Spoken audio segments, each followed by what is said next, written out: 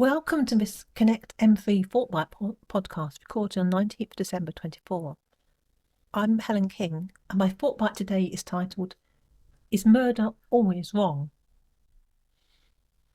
The strapline is, a recent murder raises the question, is it okay to kill people, maybe sometimes? The CEO of an American healthcare company, Brian Thompson, was killed recently by a stranger. Within days, a documentary maker, Michael Moore, was invited to speak to the media to say he condemns murder.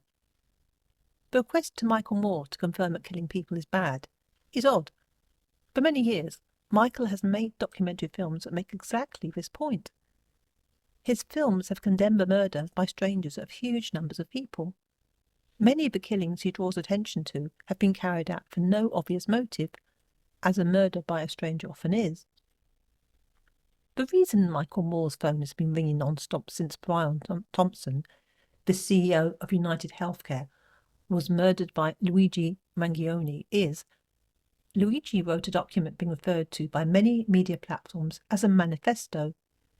This so-called manifesto explained, we're told, why he planned to murder Brian, a stranger to him. Luigi wrote that two people, one being Michael and the other being Elizabeth Rosenthal, were best qualified to explain what is wrong with the US healthcare industry due to their research on the subject. Elizabeth Rosenthal has researched and written about issues with healthcare, including the inflated prices charged for treatment. Along with Elizabeth, Luigi cited Michael because, in Luigi's words, Michael has illuminated the corruption and greed of the healthcare industry. Michael Moore has indeed revealed the complexity and the abuse of power in the current system. In the US, healthcare is run on a business model. It's designed to make money rather than to make people well. As a direct result of being run as a business rather than a service, people are denied healthcare. That denial is not an accident, a mistake, or an occasional event. Denial is, rather, an intrinsic element of the success of healthcare, being, as it is, a money-making business first and foremost. This is a point made abundantly clear in Sicko, Michael's fascinating and deeply disturbing 2007 documentary. The documentary, as well as being a critique of the US healthcare system, serves as a historical record showing the decline in the short time since the film was made in the UK's National Health Service, best known as the NHS. The issues with US healthcare haven't been resolved. They continue, as Michael makes clear in a Substack post he published a few days after Brian Thompson's tragic murder. One quote from his post is, "Here's a sad statistic for you. In the United States, we have a whopping 1.4 million people employed with the job of denying health care versus only 1 million doctors in the entire country!" Exclamation mark. In other words, in the US, more people earn their living by denying care than by giving care to other people. While 1 million doctors give care, if they're allowed to, 1.4 million other people, who Michael refers to as brutes in cubicles, do their best to stop those doctors from giving that care. The reason being to save money and to bolster profit. As he says, denying healthcare is not healthcare. It is murder. Michael condemned those murders in the documentary Sicko, which critiques, as he puts it, America's bloodthirsty, profit-driven and murderous health insurance systems. That film has now been watched by millions, one of them being apparently Luigi. The murders on which the film shines a light are orchestrated by a huge number of people and a system that values profit above people's health.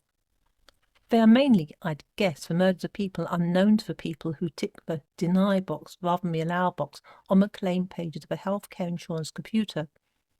It's effectively the murder of strangers, each one carried out by one of those 1.4 million people in insurance offices. In this sense, it has some similarity with Luigi's murderous action. In the case of Brian Thompson, he was a man orchestrating some of the 1.4 million people, and Luigi sensed it was payback time for him. Yet these murders, by strangers and for no apparent motive, are not being covered by the mainstream media. I have to ask, why is that?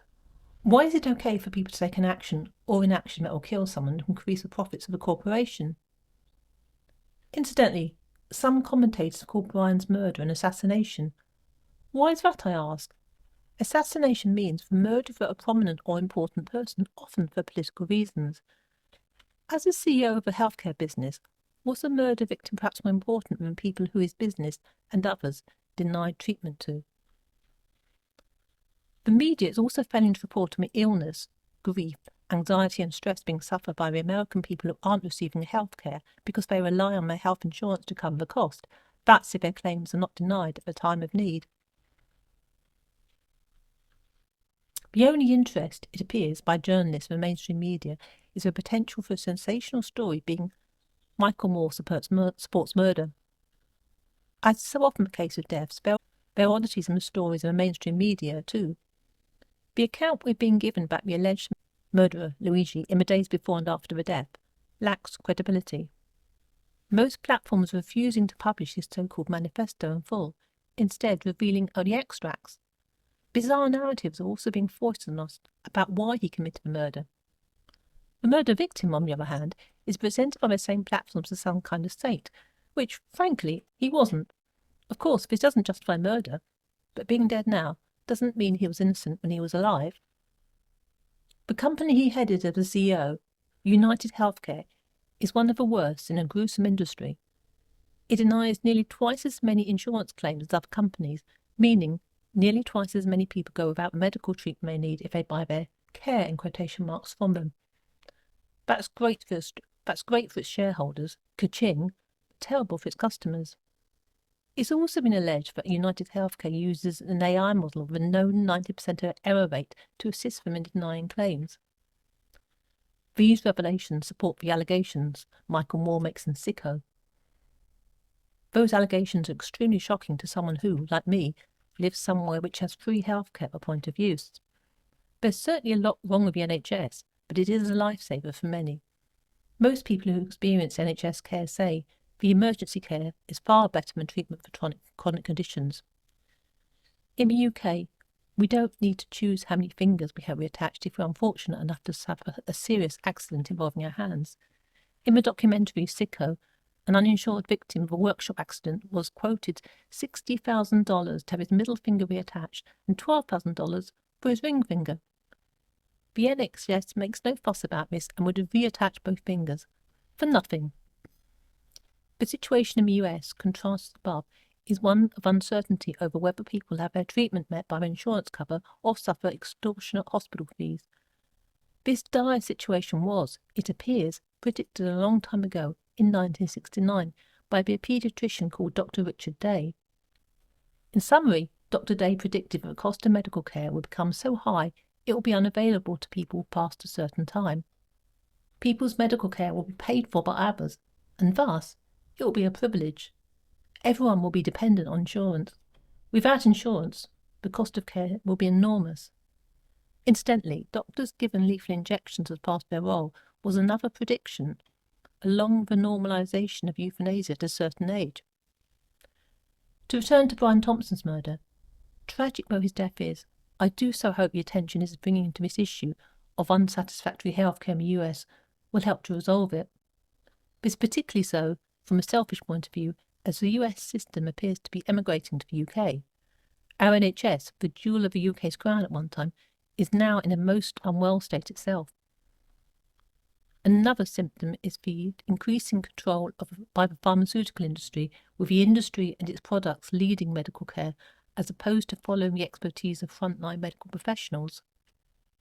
Medical staff are showing concerning behaviour too. There is now more emphasis on money rather than patient care. I can highly recommend watching Sicko. Like Michael Moore's other documentaries that I've seen, in my view it's well made, a fascinating watch and thoroughly shocking. It's a wake-up call to the reality of what's truly going on in our world. A warning is in order. The denial of claims is not the only dreadful things healthcare companies do in the US. Once a hospital discovers you're unable to pay your medical fees, you'll find yourself put in a taxi, only to be dumped on the street somewhere. With that said, the film does have moments of humour too.